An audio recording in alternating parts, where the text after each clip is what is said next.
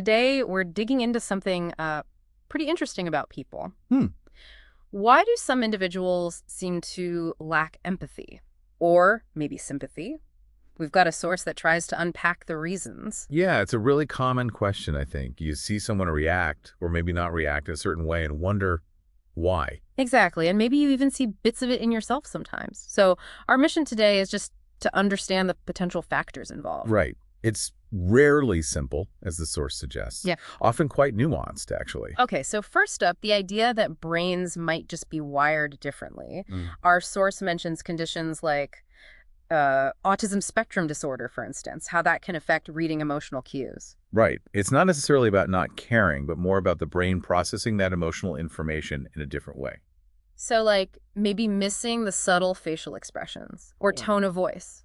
Exactly that. Things that might automatically trigger an empathetic response in, say, a neurotypical person Mm. might just not register the same way. They might still feel concern, but showing it or even recognizing it in others looks different. Okay. Then there's the impact of childhood.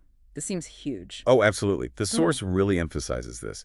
Growing up where emotions were maybe ignored or worse, uh, made fun of or punished, Yeah, well, you learn pretty quickly to just shut down your own feelings.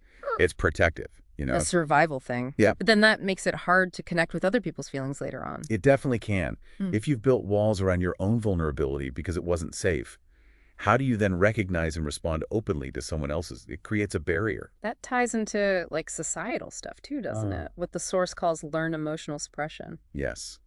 The pressure to always be strong, avoid showing weakness, especially that whole manning up concept. Right. If you're constantly told, implicitly or explicitly, that certain emotions are bad or weak, you might just stop feeling them, or at least stop acknowledging them. It can lead to a kind of emotional numbness over time. So you don't develop the vocabulary for those feelings in yourself or others. Pretty much makes it hard to relate. Okay, shifting gears a bit.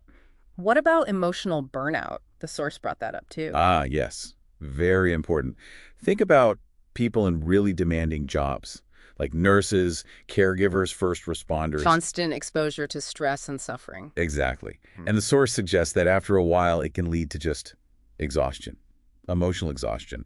And sometimes people kind of temporarily switch off their empathy. Like a coping mechanism to protect themselves. Precisely. It's self-preservation. Doesn't mean they're suddenly uncaring people, but their capacity to actively engage empathetically might just be depleted for a while. Makes sense. Then there's another angle. Maybe some people just haven't learned about emotions properly. Yeah, like a lack of emotional literacy, as the source puts it. So, not that they can't feel empathy, but maybe they lack the skills, like recognizing emotions, knowing how to respond appropriately. That's the idea. It frames it more as a skill deficit than an inherent lack of caring.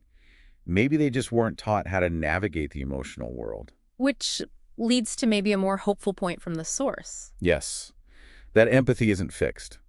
It's not like you either have it or you don't. It can be developed, learned. Absolutely. The source gives some really practical ways to work on it. Things like really listening when someone talks, active listening.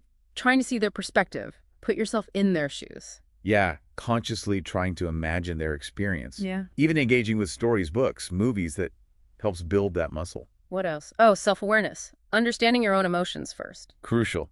If you understand your own feelings, you're much better placed to recognize similar feelings in others.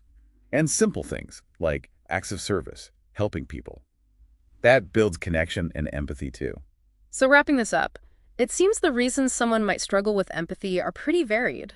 Definitely not one size fits all. It could be brain wiring, past experiences, learned habits, burnout, or just needing to develop those emotional skills. Right. It's complex, not just about being a good or bad person. Not at all. And the really positive takeaway is that growth is possible. Empathy can be nurtured. It really makes you think, doesn't it, about people in your own life, maybe? Could understanding these potential reasons change how you see their behavior? Something to mull over. Definitely food for thought.